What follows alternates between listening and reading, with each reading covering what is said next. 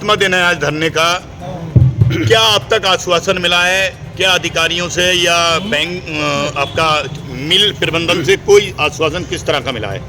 कोई आश्वासन नहीं मिला है। 7 दिन से ये किसान बैठे हुए हैं और ये सभी लोग देख रहे हैं, यहाँ के जनप्रतिनिधि देख रहे हैं और यहाँ के प्रशासन जो है आता है। आज इतवार है और छुट्टी का दिन है।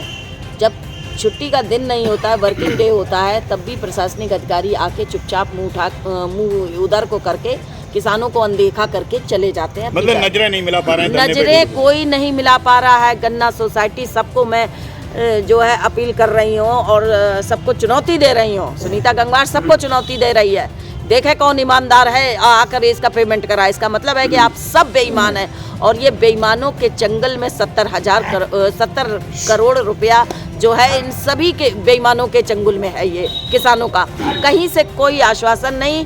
आश्वासन तो बहुत दूर की बात है, ये नजरें तक नहीं मिला रहे हैं। मैडम, जिस तरह से विधायक जी ने कहा था कि 15 तारीख के बाद फैक्ट्री बिकने के कगार पे, नीलाम होने के कगार पे, 15, 16, 17 तक पेमेंट मिल जाएगा, क्या लगता है आपको? देखिए, वो यहाँ के जनप्रतिनिधि हैं और उन्होंने जो बात कही है हम उनकी बात का सम्मान रखते हैं और इंतज़ार कर रहे हैं। कहीं ये शांतिपूर्ण धरना इसीलिए चल रहा है कि 15 तारीख तक किसानों ने कहा है। चलो, विधायक जी ने कहा है क्योंकि एक विधायक जिम्मेदार व्यक्ति होता है अपने क्षेत्र की जनता के प्रति, तो हम उनको जिम्मेदार मानते हुए 15 तारीख तक शांतिपूर्ण उनका इंतज़ार करते हैं। यदि हो जाता है तो मैं उनको बहुत बहुत धन्यवाद दूंगी कि किसानों की इस समस्या का उन्होंने समाधान किया। लेकिन यदि नहीं होता है, इस बार भी अगर उनका वादा छूटा जाता है तो इसके बाद ये धरना हो सकता है कोई उग्र रूप ले ले।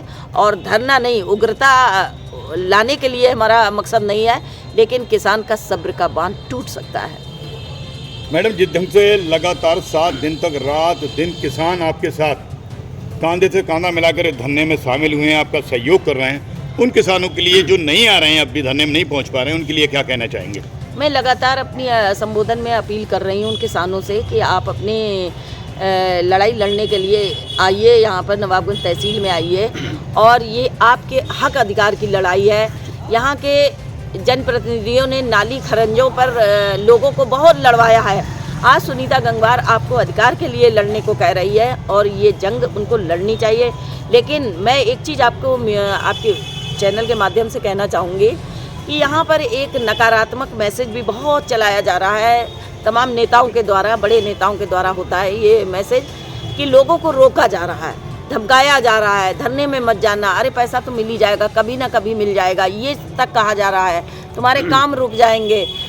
सुनीता गंगवार राजनीति करने के लिए बैठी है, इसलिए लोगों को कहीं ना कहीं लोग भ्रमित भी हो जाते हैं, इस वजह से भी नहीं आते हैं। 15 तारीख के इंतज़ार में भी नहीं आ रहे हैं। तो देखिए, एक चीज़ होती है हक अधिकार की लड़ाई के लिए ये ज़रूरी नहीं होता है कि एक एक व्यक्ति यहाँ उपस्थिति दर्ज करे। ये आवाज़ उठी है, ये आवाज़ हर जगह पहुँच चुकी है, हर किसान तक पहुँच चुकी है और सोशल मीडिया के माध्यम से किसान, पूरा क्षेत्र का किसान सपोर्ट कर रहा है।